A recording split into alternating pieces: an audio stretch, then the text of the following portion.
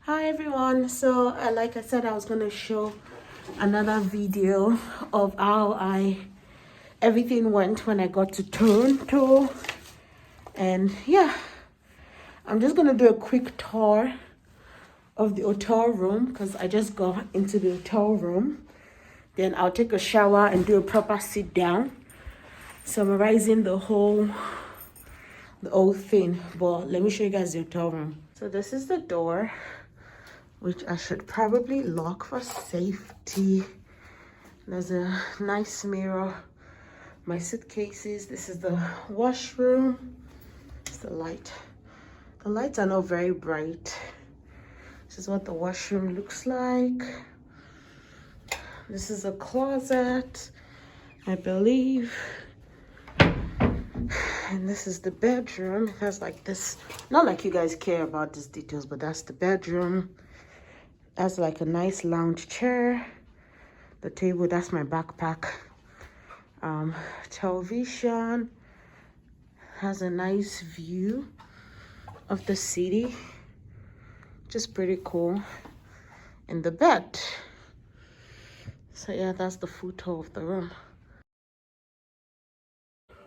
Hi everyone, good morning. Today is Friday 17th. I was really hopeful that I was going to be waking up in my bed, but no, I'm not waking up in my bed. My bed is not this fancy. My bedroom is not this fancy. So I'm currently at the courtesy of the Canadian government, and I'm just going to be doing like a quick, 1 second, let me turn off the TV. I'm going to be doing like a quick run through of what to expect when landing in Canada. If you haven't seen the part 1 of my video of what to expect for your testing in a third country, just leave this video and watch that one. That's my most recent video.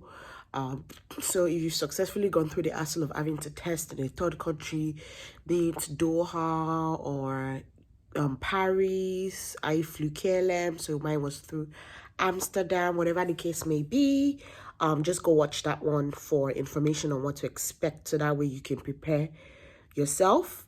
So so I stopped at getting my boarding pass. So after my PCR test was ready in Amsterdam, I got my boarding pass from KLM. They will now do your document check to make sure you have everything, and they'll put a sticker on your passport. Hold on 1 second, let me find the passport. They'll put a sticker on your passport that says that your PCR ready to go. And this is what okay, so this is it. PCR check destination. Sorry, it's mirrored so you guys cannot really see. So you say PCR check destination and put the stamp, because that's what Canadian government is asking for. So then you're ready to board. So you board and you fly to Canada. So upon getting to Canada, if you've traveled to Canada before, you know the drill. You go through that machine, that you select what country you're going through, print out a receipt depending on where you're coming from. If you're coming from one of the 10 countries that's been red listed by Canada, it prints out a different kind of receipt for you. So from there, you go to an immigration officer that sees the receipt and tells you to go to another immigration officer. After that one, after you go to that one, they'll ask you questions. Or where are you coming from? Where are you going to? Yada, yada, yada. Told them where I was coming from. Told them I'm coming back home because I live in Canada. And after that, she was like, they're going to transfer me to public health. So from there, I got transferred to public health. Public health lady, she was so lovely, amazing. So when I got there, she was like, that I'm here, I'm gonna be tested. That am I ready? I was like, yeah, of course. She was like, do I also know that I'm gonna quarantine? I was like, what? I thought they said it was randomized selection. She was like, no, anyone coming from those 10 countries, the 10 countries were like listed: Malawi, Eswatini, Lesotho, Nigeria, and a few other countries. South Africa was funny enough still on the list, even though the news says that they've been removed. But anyway, she was like, anyone coming from these countries, you're gonna have to quarantine in the government facility. When your test is ready, then you can go home. And I mean, we're used to like 8-hour tests, 20-hour tests, like 1 day max. So I asked, I was like, how long does that take? She was like, honestly, 3 to 4 days. I was like, what? Why is a PCR test taking so long? But then I figured, like, there are many people in the airport, so they're taking thousands of samples a day. So of course, so before they go through everything, it's going to take that long. But she's like, yeah, you're going to have to go to the government quarantine facility at no cost to you. So I was like, okay, thank God that I don't have to pay for this out of pocket, because that would be a lot of money. And so she asked me questions like, do I have a place to quarantine after I leave the hotel? Where do I live? Who do I live with? Do I have any person at risk, 65 or older, or anyone with underlying health conditions? How many bathrooms and bedrooms do we have in our apartment? Actually, I told everything. I was like, yeah, me and my husband work from home too as well. So there's like minimized risk. We won't be going anywhere.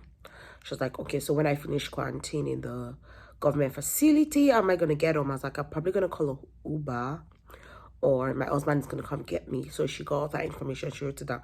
So this took a couple of minutes. Like, I was there for a while because she kept on like typing stuff on the computer, writing everything. She's like, yeah, I'm going to get tested, yada, yada, yada, and all. So when she was done, she put a sticker on my passport. So is this green sticker? There was a green sticker that she put on my passport. So I think this one is to show that you're coming from one of those countries that is on the list. So after that, and I was with my luggage. I wasn't yet with my luggage. So this part, I wasn't yet with my luggage. So when she put the sticker on my passport, she was like, I can go. So I went out, and there's like a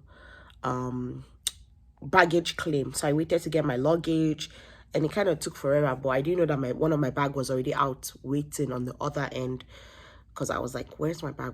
I stood there for like 15-20 minutes or 30 minutes looking for my bag, but the bag was already outside, because when your bag goes around a couple of times, they take it out and they put it on the other side. So I got my bag.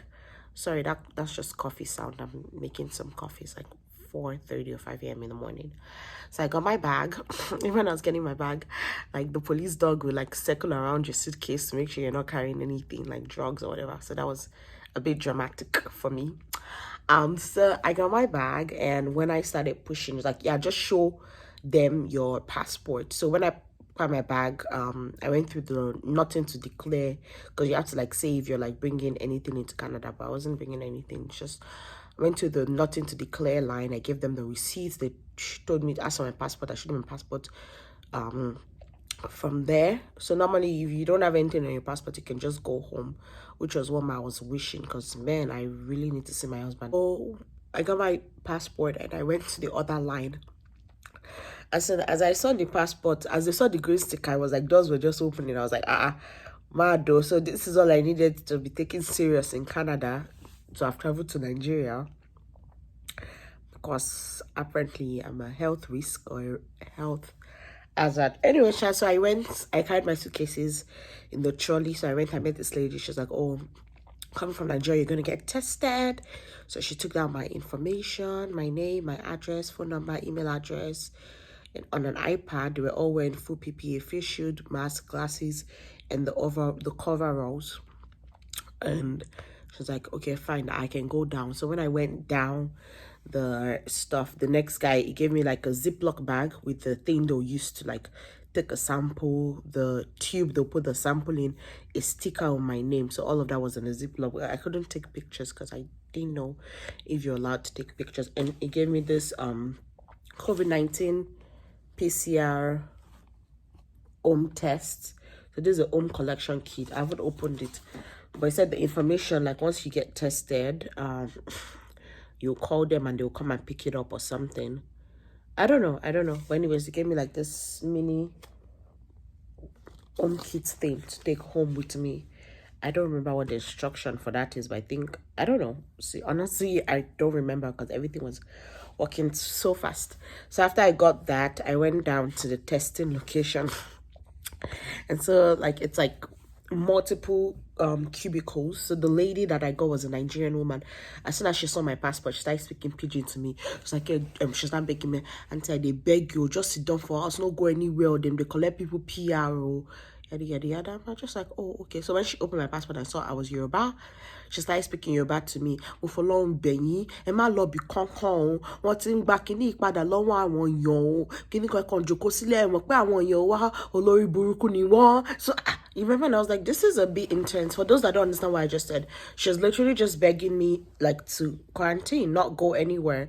Because if I go out during my quarantine period, of course, which I wouldn't, am I dumb? No, I'm not. That they would revoke my PR. I think she thought I was just entering the country for the first time. Maybe that's what she was thinking. But I've lived here for like a couple of years now. But anyways, I wasn't planning on going there. But she was really, really pleading with me that just do the 2 weeks. Don't be in a hurry to go out.